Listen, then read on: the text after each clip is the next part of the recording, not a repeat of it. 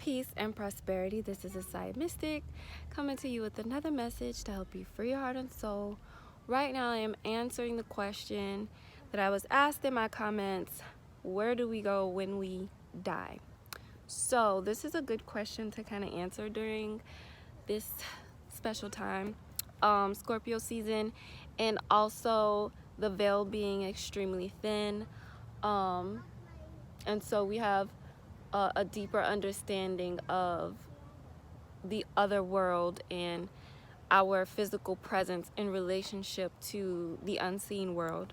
So I just want to start off by saying that a lot of people, the whole energy of fear is centered around the fear of death. And when you are afraid of death, you are also afraid of life, because you cannot have life without death. So you cannot have life without death. You cannot have death without life. It's the whole energy and fear around death comes from being afraid of life and being afraid of living your life, being afraid of being in the real energy of life. Most people are not living, most people are existing stagnantly, meaning, they're afraid of actually going beyond what they can see with their eyes, the physical. When you're afraid of going beyond the physical, which is what all of these horror movies and horror stories and things like that they create, it's based upon the fear of the unknown. And honestly, the unknown is just another way to talk about the unseen world. And when you are afraid of the unseen world, that means you're also afraid of your soul and being activated in your soul's truth. So this is really important, because people who don't have a soul, which really their souls are not present, their souls are not activated, normally those people are being used by other entities that recognize that they are soulless and that basically they're out of touch with that unseen world. They do not have they have severed their connection with their soul family and their soul tribe, and they're basically like, they're basically soulless. So being soulless is being disconnected from your family, being disconnected. And I'm talking about your soul family. I'm talking about your past lives, your memories, your genetics. You're just disconnected completely. And from that, you're able to be kind of used by spiritual entities that that can see this and can tell that you don't have any soul. You don't have a soul. You don't have any soul power. You're disconnected from your ancestors. You just disconnected completely. And this is also what allows people to have no moral compass or no kind of awareness of what it means to be pure in heart. So when you are this way, you start to develop a fear of this soul energy, these depths, these places that you can't see with the mind's eye, but yet you can feel it and perceive it psychologically. So this is why people create certain things that they create that are just centered around fear and atrocity, and these horror movies with all of this stuff going on, and Freddy Krueger, and all of this is centered around the fear of the soul, basically the fear of the soul, and understanding that there are souls that exist. And once you disconnect your soul, then you become susceptible to spiritual entities that are also soulless and that want to use you for their bidding. So this is what and how the energy of racism, the energy of colonialism, like anywhere you have seen people act in ways on a massive level, collectively, that is just seemingly extremely immoral and unjust. These people were being used because they were disconnected from their soul energy.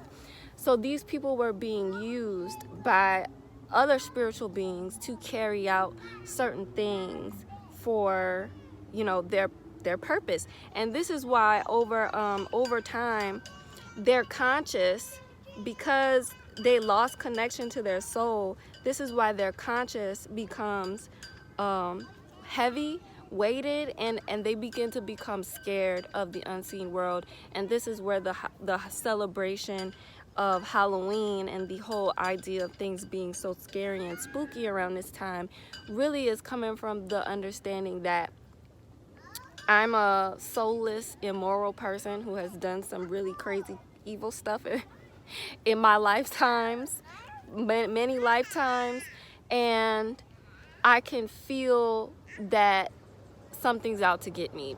So basically, their own soul is out to get them. Their own soul wants to reunite with them, but the resistance that they have towards that is what creates the nightmare, horrific, horrible type of energy that comes from that. These horror movies, I keep saying horror movies because really it's like all of these horror movies and things like that are created literally around the fear of the unseen worlds, and out of the fear of people's psychological mind states, right? So like Freddy Krueger, Jason the Third, I don't even know, but I just know when I did used to watch horror movies, that was always the case. It was somebody's psychological well-being, like Hannibal Lecter and all these crazy people who their psyche was off, and or it was like unseen stuff happening, ghosts, entities. So it always has something to do with that.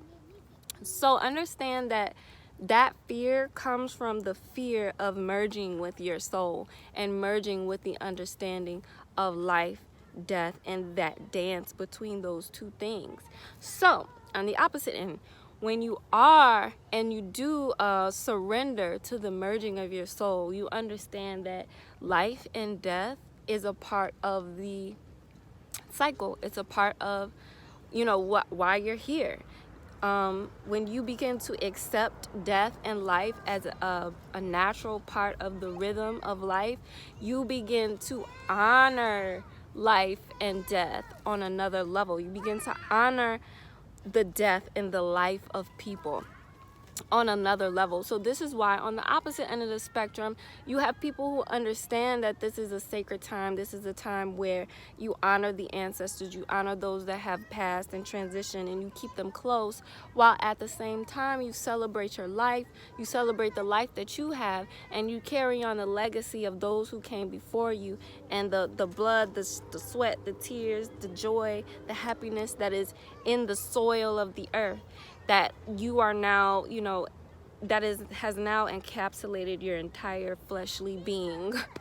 So when you accept that, then this is where you get to a place where you are merged with your soul, and your soul has the capacity to not only be one with itself, but to evolve into its highest state of being. And so this is where the understanding of Scorpio having the most archetypes and symbols. Oh my gosh, you guys, a bee just literally flew on my phone. Hi, bee. Bye-bye. So this is why Scorpio has like so many different symbols and totems that represent itself, because this is the nature of the soul. Scorpio teaches that the soul evolves. The soul is meant to evolve. The soul is not meant to stay in one place and do one thing forever. Though this is fixed water, right? And we understand that Scorpio's nature is to fixate and to be one with. But we know the nature of water is to always change and flow with the things that it meets. So becoming the phoenix, getting into the energy of the phoenix and understanding that death and rebirth is just a part of the process. So when you are accepting of your soul's evolvement on your journey of life, this is when we can start to really get into, okay, where do we go when we die? What happens when we die? You know, I know I was born. What happens when I die? Well, when you were born, it's like kind of like the same process when you die. And the question is, where do you go when you die? You don't really, it's not, there is no, and I know the Bible and religions and all of these different things tell you, you know, there's a specific place for you when you die. Or, you know, especially Christianity, the heaven and hell, and, you know, understand that you create your circumstance and your dynamic based off of your soul's evolution. So just as I stated before, if you are disconnected from your soul and you are you know, allowing other things to latch on to you, to manipulate you and stray you psychologically and make you do these heinous, crazy things, you know, you are going to be putting yourself in a state of hell, right? You are in a state of hell because you're disconnected from your soul. You haven't accepted your soul. When you do merge and accept your soul, it is the opposite, because now you have found the God within you. Now you have found the goddess within you. Now you know that you are a divine extension of the God that you are, the God that's in your blood, in your veins, running through your very soul, your very spirit. So when you die physically, when you pass on physically, it's a transition. It's a transition to wherever it is and whatever it is that you have desired to do next, basically, in your lifetime. That's what death is. Death is nothing but a desire. A desire. And it is also a type of exhaustion from the physical world, right? Because these physical bodies, though they have the capacity and potential to be here for a long time, I mean hundreds of years, at one time people were living hundreds and hundreds, like how they talk about in the Bible, like people was living that long. And there are still some people who live that long, but you will never hear about them on the news. You will never see them you know, on mainstream media. You will never see anything like that, because if you do, you will start to have questions that will stimulate desires, that will stimulate a creation in this world for you to literally live, and enable you to live the way that it is that you want to live. And that's a beautiful thing, because one of my intentions and desires is definitely to activate that immortality of being in the physical flesh. You know, I feel like that is something beautiful to experience, you know, what most people don't experience, what most people just accept as not being able to happen. You know, I feel like we can live as long as we desire to live. Most people don't really desire to live, though, that long, because they get exhausted. To wrap everything up that I just said, where you go when you die is where you want to go when you die. A lot of people also do not think about death because they are afraid of death. Smart people think about death, and that's why the smart people who think about death usually end up with the most reasonable, less tragic death. There's this saying, live fast, die young, right? When you're always focused on living, and you never take the time to think about the facets of death, it can bring on death. I feel it can bring on death a lot quicker, because when you're focused on living, it's almost like you're burning up, like you're fast fire, like you're burning up everything you've got without taking the time to be present and mindful of the reality that death does exist. So it's definitely something that is not this, woo, where do I go when I die? You decide where you go when you die. You, wherever you desire to go, wherever you want to go, you know, you can do that. You just have to make that, you just have to know that that's what you want to do, and you have to be aware of it, and, you know, prepare for it. Prepare and visualize your life so that death is not a question. Death is not this mythical place or space. Visualize your life, create your life so that death is not a fear, you know? So that is it on this video. I don't feel like I have anything else to say. That was pretty much it. So let me know what you think in the comments below. Happy Scorpio season, happy Day of the Dead, happy ancestral communion, and remember, do not be afraid of death so that you can live your life to its fullest capacity, and you can prepare your life for the life ahead of you. Prepare your life for the life ahead of you, because death is just another door to another life. Death is just another door to another life. Okay, so whatever you like, whatever life you create here is going to plant seeds for that next life. All right? Okay, so thank you guys for watching. Like and subscribe. Peace.